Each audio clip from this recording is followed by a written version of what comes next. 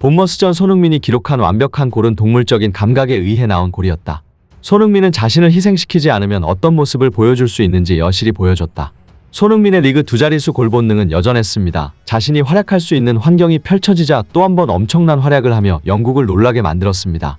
토트넘은 15일 오후 11시 토트넘 호스퍼 스타디움에서 열리는 본머스와의 프리미어리그 31라운드를 치렀습니다.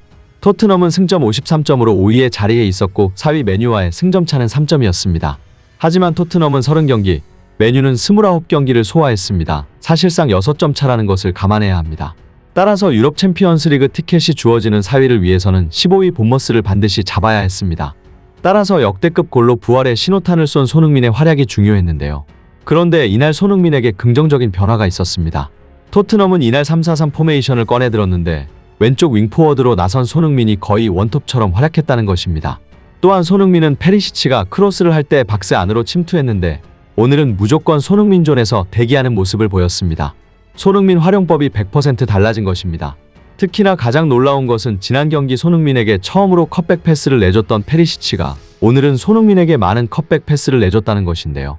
전반 13분 만에 터진 손흥민의 골장면을 보면 원래였으면 먼 쪽에 케인을 향해 크로스를 날렸을 페리시치가 손흥민의 동물적인 움직임을 포착하고 컷백을 내줬습니다. 지난 경기에서도 손흥민은 페리시치의 패스를 받은 뒤 페널티 아크 왼쪽에서 날카로운 오른발 가마차기로 역사적인 골을 만들어냈죠. 페리시치 컷백으로 인해 손흥민이 연속골을 터뜨리자 영국 현지에서는 손흥민에게 주면 이렇게 골을 잘 넣는데 왜 진작에 주지 않은 거냐라는 반응이 쏟아졌습니다. 이 장면을 두 눈으로 본 영국 팬들은 그래 이게 손흥민이다. 우리 모두가 알던 득점왕 손흥민이다. 이날 경기 손흥민의 위치는 작년과 매우 흡사했다. 손흥민은 다른 액션은 하나도 없이 오로지 골로 증명했다.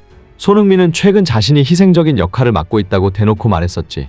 그 말이 100% 맞았다. 손흥민을 제대로 쓰니까 바로 증명하고 있잖아. 그가 슈퍼스타인 이유다.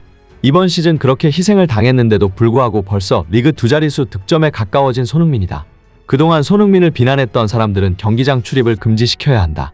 이런 선수가 토트넘에 있다는 것에 우리는 매일 감사해야 한다. 전성기 손흥민의 1년을 날렸다는 생각을 하면 너무 마음이 아프다. 만약 손흥민을 진작에 이렇게 썼다면 챔피언스리그 티켓을 따놓았지 않았을까? 그토록 독단적인 플레이를 하던 페리시치가 손흥민에게 컷백 패스를 하기 시작한 이유는 스텔리니의 강경한 지시 때문이라고 추측되고 있는데요. 손흥민은 지난 경기 직후 브라이턴전은 내가 좋아하는 위치에서 침투 시도를 할 수 있었다. 그래서 경기력이 좋았던 것 같다. 내가 그 위치에 있다면 득점할 수 있다고 확신한다. 지난 시즌 이 위치에서 많은 골을 넣었다고 말했습니다. 인터뷰가 신중한 손흥민임을 감안하면 전술적 아쉬움을 대놓고로 표현한 셈입니다. 영국 이브닝 스탠다드 소속에 된 킬패트릭 기자도 토트넘이 4위에 오르려면 손흥민의 위치를 더 위협적인 곳으로 옮겨야 한다고 주장했습니다. 그리고 손흥민의 어필은 통했습니다.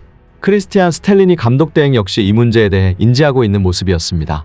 스텔리니 감독은 공식 기자회견에서 앞으로 결승과 같은 8경기를 펼쳐야 한다. 공격 축구를 해야 한다. 더 많은 기회를 만들기 위해 노력해야 한다며 손흥민의 포지션은 상대에 따라 다를 것이지만 손흥민이 찬스를 생성할 수 있도록 해결책을 찾아야 한다. 손흥민의 특성을 잘 파악해서 능력을 극대화시켜야 한다. 브라이턴을 상대로 손흥민이 보여준 것처럼 앞으로 해야 한다고 말했습니다. 드디어 득점에 혈이 뚫리기 시작한 손흥민. 다음 경기에서도 그의 활약을 기대해보며 영상 마치겠습니다. 끝까지 시청해주셔서 감사합니다.